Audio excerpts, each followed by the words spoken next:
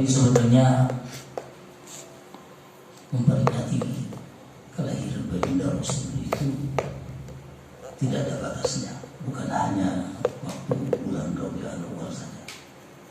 Kalau saya melihat di Mekah, Sayyid Muhammad Al-Maliki setiap saat itu mengadakan maulid, dikit-dikit mengadakan maulid Nabi, karena saking cintanya kepada baginda Rasulullah.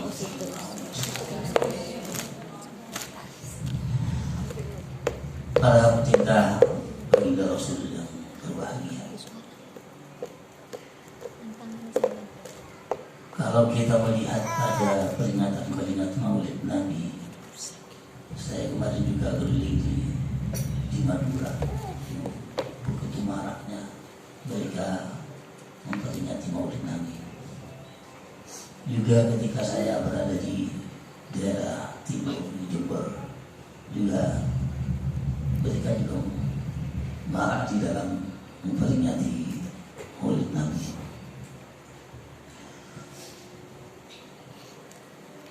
Sehingga penyebutan baginda Rasul Muhammad SAW itu selalu disebut, terutama pada bulan Rabiul Awal kemarin. Kisah-kisah dan cerita-cerita baginda Rasul Muhammad SAW sudah sangat penuh, sangat lengkap sekali.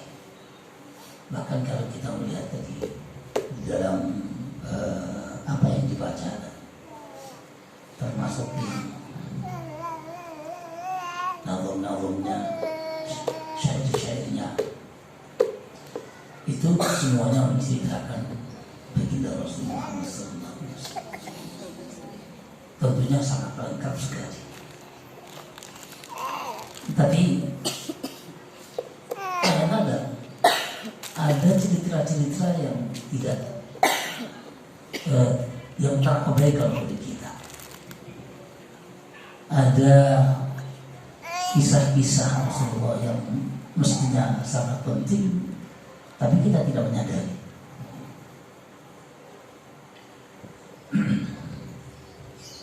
Biasanya baginda Rasul Muhammad SAW itu ketika diperingati oleh umatnya, itu selalu yang diperingati itu adalah maulidnya, lahirnya. Sementara kita sering mendengarkan banyak sekali yang diperingati itu adalah wafatnya. Tokoh-tokoh, para kiai, para ulama, tokoh-tokoh penting itu yang diperingati biasanya meninggalnya.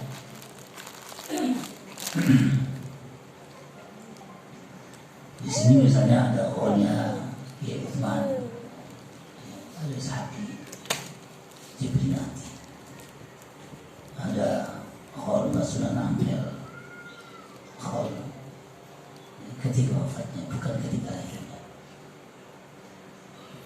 Kadang-kadang kita tidak menyadari kenapa Rasulullah yang diperingati kok hari-harinya, kok tidak hari wafatnya.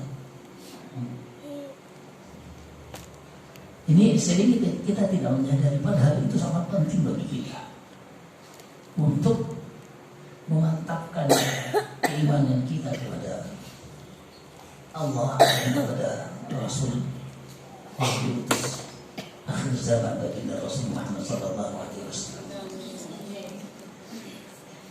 Kita memantapkan keimanan karena ternyata hari kelahiran baginda Rasul itu adalah sangat istimewa. Kalau para ulama diperingati, para tokoh-tokoh diperingati haul hari wafatnya, karena keterkenalan mereka itu setelah menjelang wafatnya.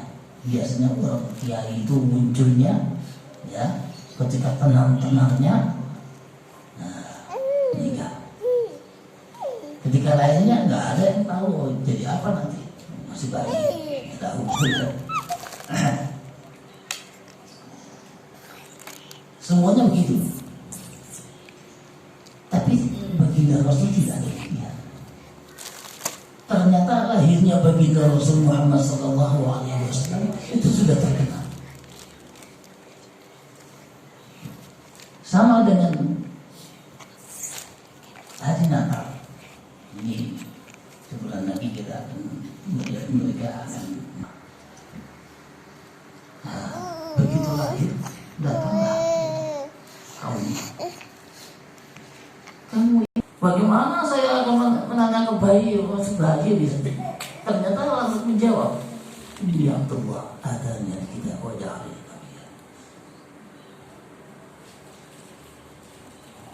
Aku ini hamba Allah. Wajah lagi nabiya dan akan menjadikan aku menjadi nabi. Itu kan heboh. Itu terkenal akhirnya. Kisah lahirnya Nabi Allah Isa itu terkenal kemana-mana. Bayi bisa bicara menjadi nabi. Ya. Dan ternyata Nabi Allah Isa alaihissalam itu tidak punya ayah. Ya. Itu yang kemudian menjadi terkenal kemana-mana. Makanya yang diperingati adalah lahirnya. Sekarang bagaimana baginda Rasul Muhammad SAW?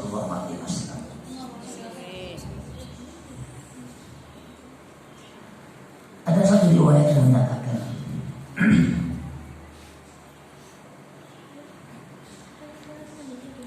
ma awwalu berarti Amerika ya Rasulullah. Apa tanda-tanda kenabianmu ya Rasulullah? Ada yang bertanya kepada sahabat. Dijawab oleh baginda Rasul, ana da'watu abi Ibrahim wa bushra Isa wa ra'at ummi hina hamalat bi.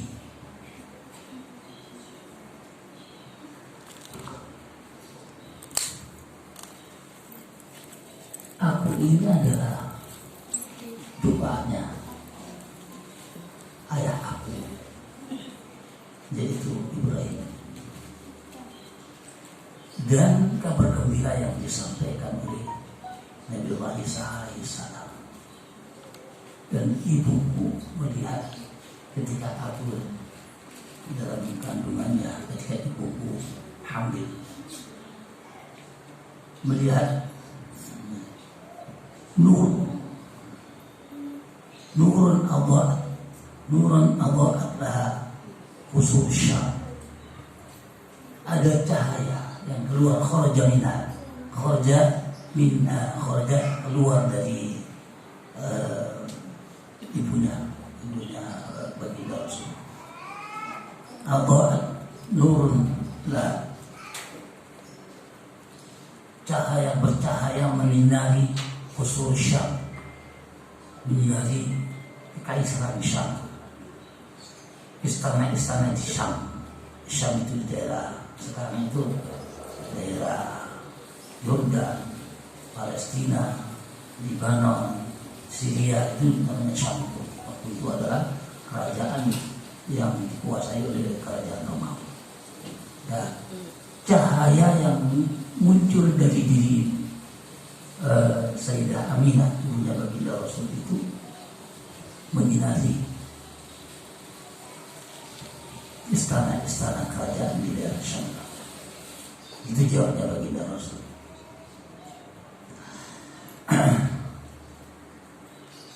Jadi baginda Rasul itu sebetulnya sudah diberitakan sebelumnya. Hasil dari doanya Nabi Allah Ibrahim. Nabi Allah Ibrahim berdoa agar supaya nanti dari keturunanku akan keluar seorang nabi yang akan membacakan kitab suci Al-Quran. Itu doanya Nabi Allah Ibrahim. Dan itu kemudian diberitakan oleh Nabiullah Isa alaihissalam. Diberitakan oleh Nabiullah Isa alaihissalam nanti akan ada Rasul akhir zaman yang akan lahir. Dan ternyata itu sudah tercantum di dalam kitab Taurat secara rinci tentang Rasul akhir zaman. Disebutkan namanya Ismuhu Ahmad. Disebutkan di dalam kitab Taurat itu nama Nabi akhir zaman itu nanti bernama Ahmad. Tempatnya pun disebutkan di dalam kitab Taurat. Kemudian ciri-ciri Nabi akhir zaman itu disebutkan di dalam kitab Taurat. Nah, karena kitab Taurat itu dipelajari oleh umat terdahulu, semuanya tahu. Akhirnya terkenal yang namanya Nabi akhir zaman itu akan datang, dan mereka percaya, sangat percaya mereka nanti akan ada Nabi akhir zaman. Sebab yang menyampaikan itu adalah Nabi Allah Isa, Nabi Allah Musa juga akan sudah menyampaikan nanti ada Nabi akhir zaman. Ini ciri-cirinya sudah disebutkan sehingga terkenal. Nabi Allah Baginda Rasul itu terkenal kemana-mana. Ada satu peristiwa yang biasa terjadi di kalangan Bani Israel. Biasanya Rasul Nabi itu ciri-cirinya kalau ada seorang akan diangkat menjadi utusan Allah, maka ada yang namanya tabut datang. Tabut datang dari langit atau turun di rumahnya orang berani jadi Nabi. Kadang-kadang bukan berbentuk tabut, tapi berbentuk bintang. Nabi Isa sendiri itu ketika akan lahir juga ada bintang terang sekali. Itu terangnya bintang itu mengalahkan seluruh bintang-bintang yang ada. Tuh akhirnya orang-orang ahli nujum, ahli perbintangan, orang-orang yang peramal-peramal itu tahu ya akan ada Nabi. Ya. Nah, mana dia? Oh, pas itu. Oh, di situ tempatnya. Lurus dengan berarti itu yang menjadi Nabi. Nah, begitu baginda Rasul Muhammad SAW juga demikian. Ketika akan datang, ketika akan dilahirkan ke dunia, baginda Rasul itu sudah diramalkan oleh ahli perbintangan. Nanti ada yang namanya Najmu Ahmad, dan itu tertulis di dalam kitab Taurat. Nanti saat lahirnya Nabi baginda Rasul Muhammad SAW itu akan ada tanda, yaitu Najmu Ahmad, bintang Ahmad namanya. Nanti akan datang bintang Ahmad, ditunggu-tunggu semua. Ya karena biasa orang dulu itu ahli nujum. Ya, jangan sekarang juga banyak orang yang bisa meramalkan kan. Ada gerhana, kapan gerhana akan terjadi sekian. Ya. Dulu juga demikian, meramalkan sesuatu nanti akan ada bintang yang namanya Najmu Ahmad itu akan turun pada saat gini ada tanda-tandanya. Ya, misalnya setelah tahun gajah misalnya, nanti akan disebutkan ada yang menyebutkan sebulan setelah peristiwa penyerangan Abraha ke Ka'bah itu nanti akan ada bintang. Ada yang mengamalkan 50 hari, ada yang mengamalkan 50 hari setelah peristiwa penyerangan Abraha ke Ka'bah. Sehingga yang namanya Najmu Ahmad itu sebelum terjadinya sudah diketahui orang banyak karena sudah diramal. Ada yang sengaja datang dari Syam sana. Ya saking senangnya akan datang seorang nabi yang sudah disebutkan. Datang secara khusus mencari tempat rumah yang akan ditempati kelahiran baginda Rasul. Itu tahu karena meramal mereka. Datang dari Syam. Ini besok akan lahir. Ada yang seorang ramal ahli falak. Sampai ketika menjelang Rasulullah dilahirkan. Berduyun-duyun yang namanya tokoh-tokoh Yahudi dan tokoh-tokoh Nasrani yang mereka sudah tahu nanti ada seorang utusan akhir zaman dan mereka percaya dan nanti mereka sebetulnya sudah meyakini dan sudah akan mendukung, akan percaya pada baginda Rasul sebagai utusan akhir zaman. Itu sudah berduyun-duyun datang, ada yang menetap di Madinah, ada yang menetap di Mekah, gitu ya, orang-orang dari Syam, termasuk yang datang tadi melihat rumahnya Sayyidah Aminah yang akan ditempati lahirnya baginda Rasul. Ada ya. Suatu saat begitu bintang itu muncul, maka seorang ahli falak itu menunggu-nunggu naik pohon di Madinah, naik pohon untuk mengumumkan bintangnya datang sekarang. Begitu datang bintang itu sangat bersinar. Semua bintang-bintang yang ada di langit meredup semua. Hanya bintang satu datang. Itu tandanya baginda Rasul akan dilahirkan. Saat itu dilahirkan. Saat bintang itu datang dilahirkan. Di Syam juga begitu. Di daerah Syam itu ada ahli falak itu sampai naik ke dataran tinggi ya, untuk mengumumkan kepada siapa saja yang ingin mengetahui Muhammad sekarang sudah Ahmad sekarang sudah dilahirkan di Mekah. Sudah dilahirkan di Mekah. Jadi orang-orang yang sudah terdahulu datang ke Mekah disusul lagi oleh orang-orang Syam, datang semuanya berduyun-duyun datang. Tapi kan yang namanya baginda Rasul hanya lahir, belum diangkat menjadi utusan Allah ya. Sehingga mereka masih menunggu-nunggu gitu. Tapi sudah sangat mengharap akan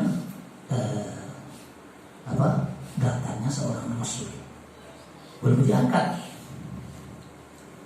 Dan begitu dilahirkan atau sebelum dilahirkan, bahkan sebelum dilahirkan, yang namanya yang ada di langit ya, roh-rohnya orang mukmin itu yang ada di langit ya, yang roh-roh sucinya seperti para nabi itu kan ada di langit sana, rohnya Nabiullah Musa, rohnya Nabiullah Ibrahim, semuanya masih ada di sana, termasuk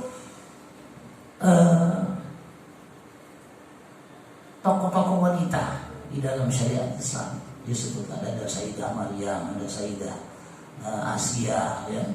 Tokoh-tokoh perempuan itu datang untuk menyambut kelahiran baginda Rasul. Datang. Ada apa ini? Hanya menyaksikan saja. Bahkan sebelumnya itu malaikat turun. Beberapa hari sebelumnya malaikat turun bergantian. Lagi turun. Ditanya oleh Sayyidah Aminah, ada apa ini kamu datang ke sini? Saya ingin memberitahukan bentar lagi yang ada di kandunganmu itu akan lahir. Itu adalah Rasulullah SAW. Sudah diberitahu Sayyidah Aminah. Naik lagi, turun lagi, malaikat yang lain mengabarkan lagi. Sampai berhari-hari, sampai pada waktu saat lahirnya itu para malaikat turun semuanya. Dan di samping itu juga ada tokoh-tokoh wanita tadi yang saya sebutkan, Sayyidah Asia, Sayyidah Maryam,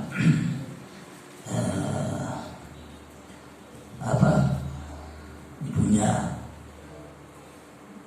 Yahya ya, Hana juga datang untuk menghormati datangnya kelahiran baginda Rasul Muhammad SAW.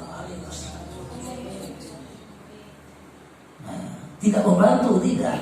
Perempuan-perempuan datang itu bukan membantu untuk melahirkan, tidak. Karena apa? Sayyidah Aminah ketika melahirkan baginda Rasul tidak butuh bantuan, karena begitu lahir baginda Rasul sendiri keluar tanpa ada bantuan, tanpa mengeluarkan darah sedikit pun. Baginda Rasul datang turun lahir, ketika lahir langsung dalam keadaan sujud. Tadi kan disebutkan sajidan syakiran, bilang karena berbatu tidak, lahirnya bercahaya seperti bulan purnama dalam keadaan sujud. Nah, itu semuanya tahu, di sekelilingnya tahu semuanya tempat kelahirannya, waktu lahirnya itu, sehingga terkenal baginda Rasul itu. Waktu lahirnya terkenal kemana-mana, walaupun waktu itu belum ada yang namanya medsos, karena yang datang dari Syam itu banyak. Berita cepat tersebar mana-mana. Sudah lahir Nabi akhir zaman, sudah lahir begitu. Jadi saking terkenalnya baginda Rasul itu, makanya diperingati maulidnya, bukan wafatnya.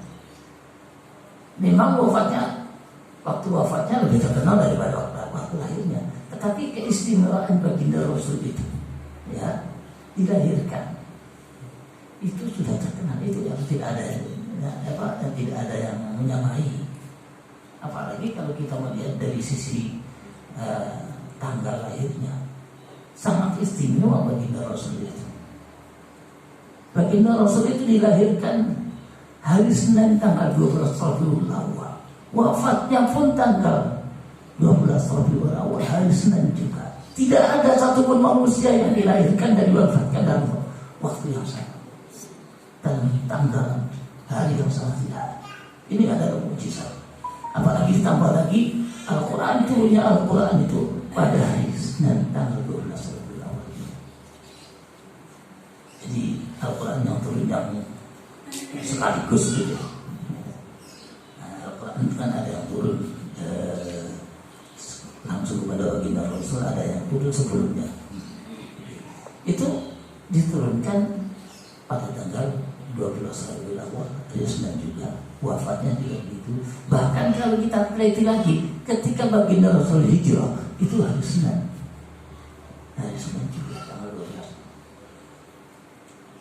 Jadi pantas kalau kemudian baginda Rasul ketika ditanya oleh para sahabat, kenapa engkau ya Rasulullah kalau hari Senin kau berpuasa?